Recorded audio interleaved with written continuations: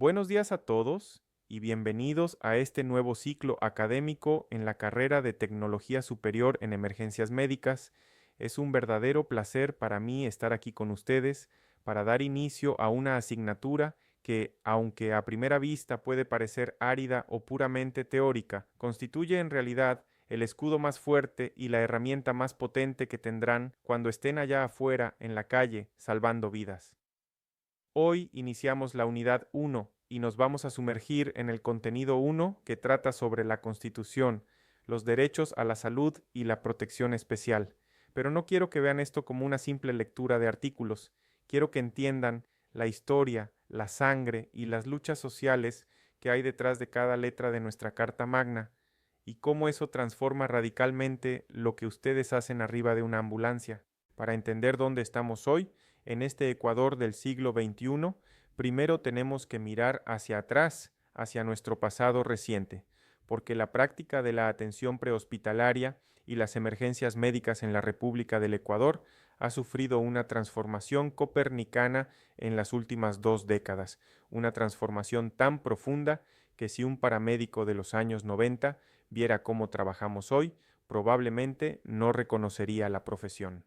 Piensen por un momento en cómo era la salud en nuestro país antes del año 2008 e incluso antes de la Constitución de 1998. Tradicionalmente, la labor que ustedes están aprendiendo a realizar era considerada una labor técnica auxiliar, casi artesanal, centrada exclusivamente en cargar al paciente, meterlo en un vehículo y correr al hospital.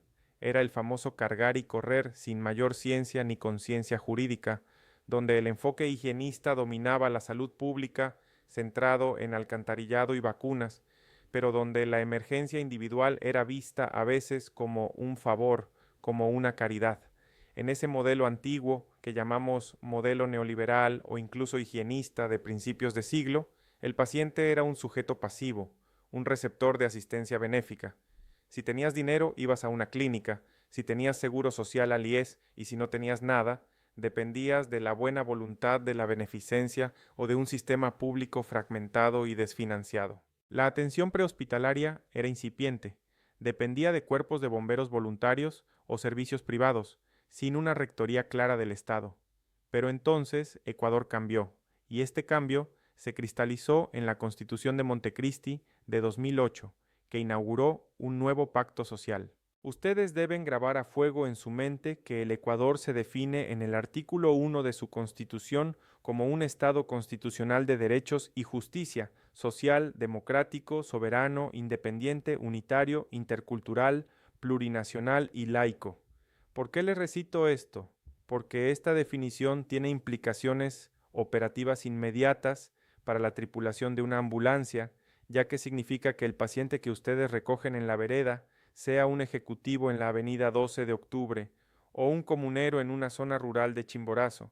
Ya no es un pobrecito que recibe ayuda, sino un titular de derechos exigibles y justiciables ante ustedes y ante el Estado.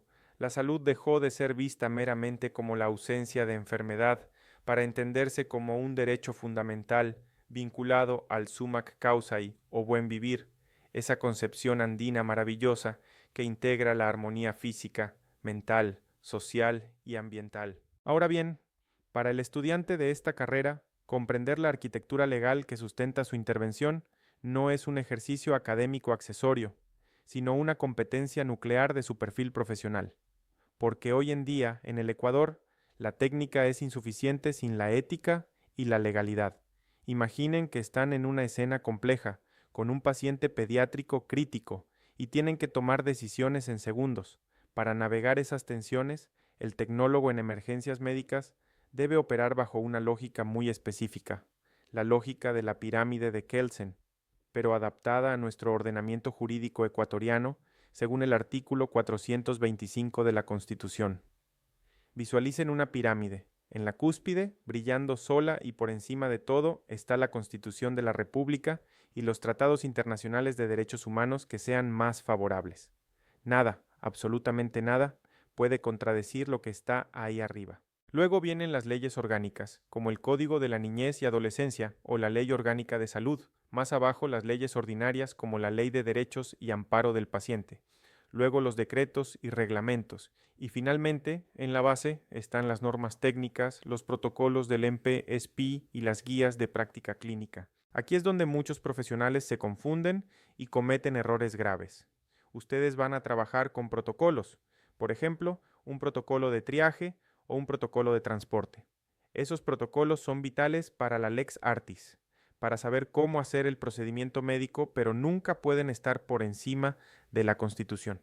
Déjenme ponerles un ejemplo muy claro y doloroso que a veces ocurre en nuestras ciudades. Imaginen que ustedes recogen a un niño atropellado, un paciente politraumatizado grave, y lo llevan al hospital privado más cercano porque se está muriendo y no llegan al hospital público. Llegan a la emergencia y el guardia o el administrativo de turno les dice: no podemos recibirlo porque no tiene seguro médico y la familia no está aquí para dejar el depósito o la tarjeta de crédito. Ese administrativo está siguiendo quizás una norma interna o una política de la empresa, que estaría en la base más baja de la pirámide, o incluso fuera de ella. Pero ustedes, como tecnólogos que conocen la ley, saben que el artículo 32 y el artículo 50 de la Constitución garantizan el derecho a la salud y la atención prioritaria, y que la Ley de Derechos y Amparo del Paciente prohíbe negar la atención de emergencia por motivos económicos. En ese momento, ustedes no se dan la vuelta y se van. Ustedes, amparados en la supremacía constitucional, exigen el ingreso del paciente, porque la norma superior, la Constitución, aplasta a la norma inferior, el reglamento de cobros de la clínica. El derecho a la vida está por encima de cualquier protocolo administrativo o institucional. Esto es crucial porque en el contexto específico de las emergencias pediátricas, esta responsabilidad se magnifica exponencialmente debido a la vulnerabilidad intrínseca del paciente y la protección reforzada que llamamos protección integral. Y aquí quiero hacer un paréntesis histórico importante. Antes de los años 90, Ecuador operaba bajo lo que los juristas llamaban la doctrina de la situación irregular. Bajo ese prisma antiguo, la ley solo miraba al menor cuando estaba en problemas, abandono, delincuencia o peligro moral. El menor era un objeto de protección, no un sujeto. En la práctica médica de esa época, el niño no tenía voz. El médico paternalista decidía todo o lo hacían los padres como si fueran dueños del niño. Pero con la ratificación de la Convención sobre los Derechos del Niño en 1990 y el posterior Código de la Niñez y Adolescencia en 2003, cambiamos a la doctrina de la protección integral. Esta doctrina reconoce a todo niño, niña y adolescente como sujeto pleno de derechos, con capacidad progresiva para ejercerlos. Esto no es solo teoría, compañeros. Esto significa que si ustedes atienden a un adolescente de 15 años, ya no pueden tratarlo como a un bulto o ignorar su opinión. Tienen que escucharlo, tienen que explicarle el procedimiento, porque es un sujeto de derechos. El propósito fundamental de que estemos analizando esto hoy es dotarles a ustedes de las competencias jurídico-cognitivas y axiológicas necesarias para tomar decisiones críticas en escenarios de alta presión, porque un procedimiento de intubación endotraqueal pediátrica perfectamente ejecutado desde el punto de vista motriz, es decir, que metieron el tubo en la tráquea sin romper nada, puede derivar en una condena penal por lesiones o agresión si se realizó vulnerando derechos, si se hizo a la fuerza sin justificación de emergencia o ignorando la integridad del paciente, y por el contrario, la abstención de actuar por miedo a una demanda puede configurar el delito de abandono de persona con resultado de muerte. Es una línea muy fina y mi trabajo es enseñarles a caminar por ella con seguridad. Queremos generar en ustedes un blindaje jurídico. No quiero que salgan a la calle con miedo a ir a la cárcel. Quiero que salgan sabiendo que si se apegan al deber objetivo de cuidado del que habla el artículo 146 del COIP y si aplican correctamente la jerarquía normativa, están protegidos. Volvamos al artículo 32 de la Constitución, que es la piedra angular. Este artículo declara que la salud es un derecho que garantiza el Estado y se vincula al ejercicio de otros derechos. Pero para nosotros en emergencias, la concordancia crítica, la pareja de baile de este artículo, es el artículo 50. El artículo 50 establece la atención prioritaria y gratuita para todas las personas que sufran enfermedades catastróficas o de alta complejidad y específicamente garantiza a los niños, niñas y adolescentes atención preferente. Esto crea una obligación ineludible. Ningún servicio de salud, público o privado, puede negar la atención de emergencia.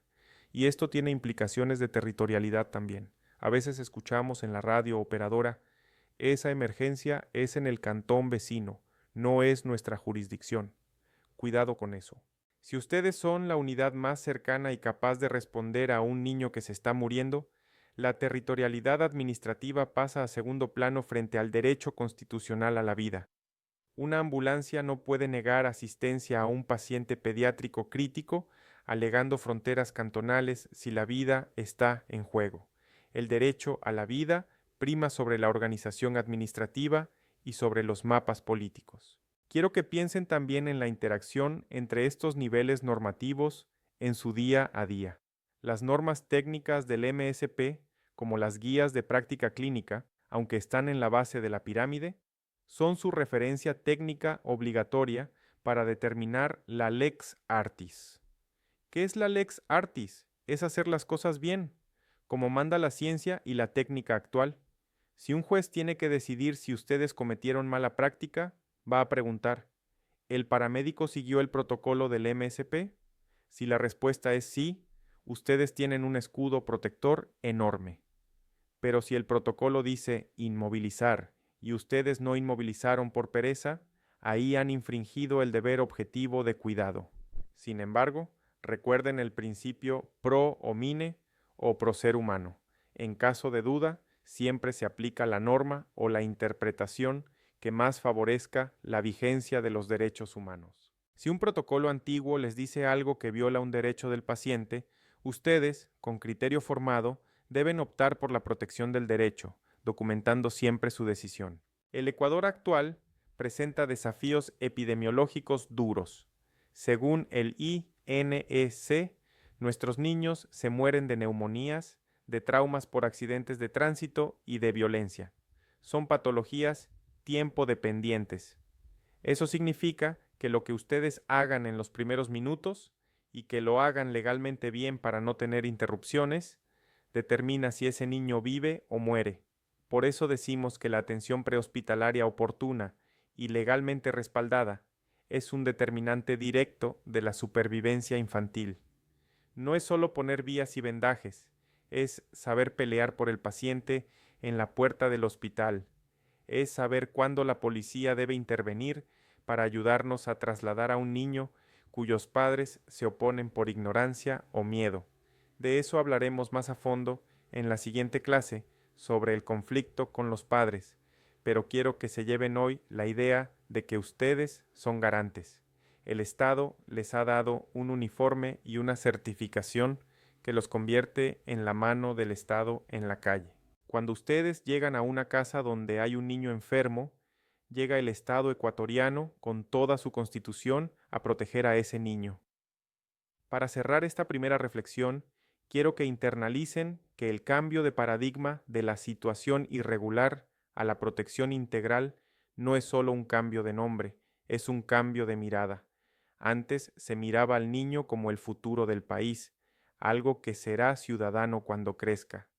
Hoy, la Constitución nos obliga a mirarlo como el presente, como un ciudadano completo hoy, aquí y ahora, con los mismos derechos que un adulto y con un plus de protección. Ustedes van a ser los guardianes de esos derechos en los momentos más vulnerables, cuando hay dolor, sangre y miedo. Y para ser buenos guardianes, deben conocer la ley tanto como conocen la anatomía. En la próxima hora vamos a entrar en terreno más pantanoso. ¿Qué pasa cuando los derechos chocan? ¿Qué pasa cuando los padres dicen no? ¿Qué es realmente el interés superior del niño?